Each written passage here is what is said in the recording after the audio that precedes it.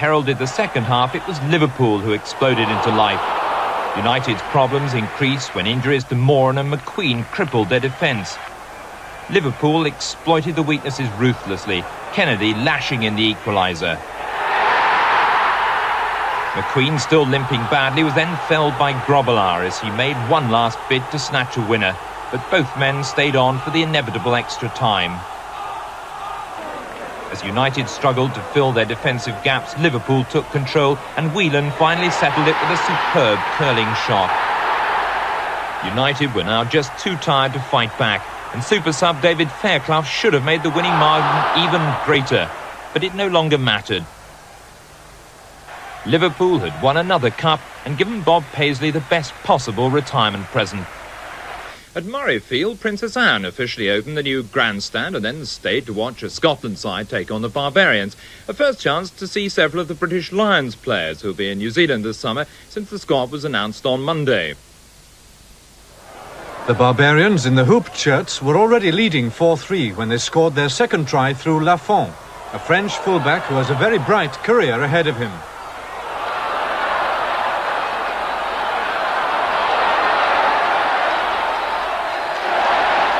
The Scots replied in true Barbarian spirit, their own fullback Peter Dodds making the initial breakthrough. He was supported by two new British Lions, first Calder and the stylish Rutherford. But in the second half, the power and flair of the Barbarians made them comfortable and entertaining winners. The Springbok, Dani Gerber, capping an impressive performance with his second try.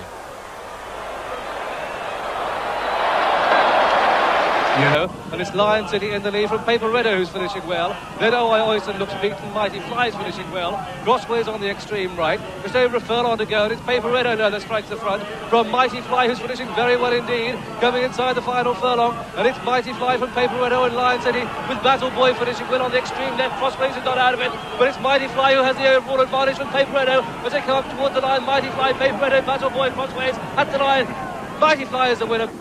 Just to confirm then, Mighty Fly, the winner at 14-1, Paparetto second at 33-1.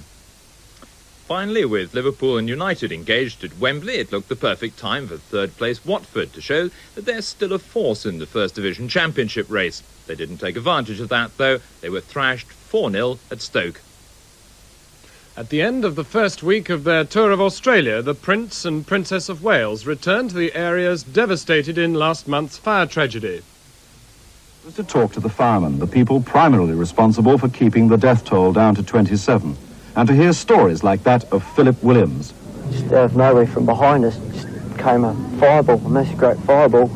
And of course I was on the back of the unit here and couldn't get clear, and so I lay down in this area here behind the water tank and this side here and grabbed hold of that burnt hose there and thought that the fire would pass in a few seconds and I would be able to get clear. Philip came out of the Adelaide Burns unit yesterday. Everyone believes the skin grafting will be successful. He thinks he's very lucky. Today is his 18th birthday. They presented the Prince with a souvenir fireman's helmet. After some urging, he tried it on. The gesture was much appreciated.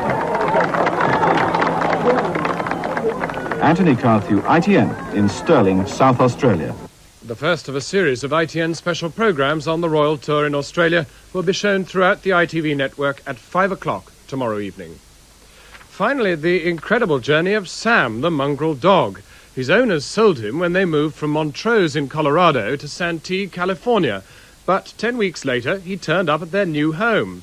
Sam had followed his nose for 840 miles across 4 states. He was weak, hungry and dog-tired, of course.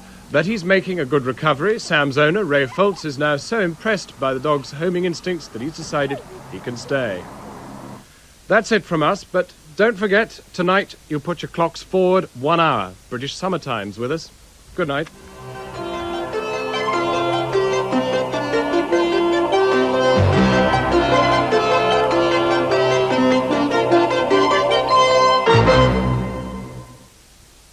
Lord Carrington has served under every Conservative Prime Minister since Churchill. As a peer, he achieved the highest office open to him as Foreign Secretary, and is generally regarded as having pulled off the near impossible conclusion to the long, festering Rhodesia-Zimbabwe dispute.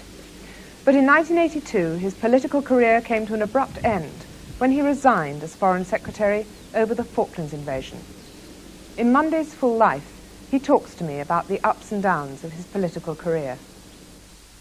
Jill Cochrane talks with Lord Carrington on Monday at 10:30 on TVS. Now here's the weather forecast. Outbreaks of rain will soon reach our area from the west and will continue throughout Sunday morning, but the afternoon will become drier with bright intervals. Winds, mainly fresh southwesterly, becoming northerly later tomorrow. Minimum temperature tonight will be 3 degrees centigrade. The maximum tomorrow, 8 degrees centigrade.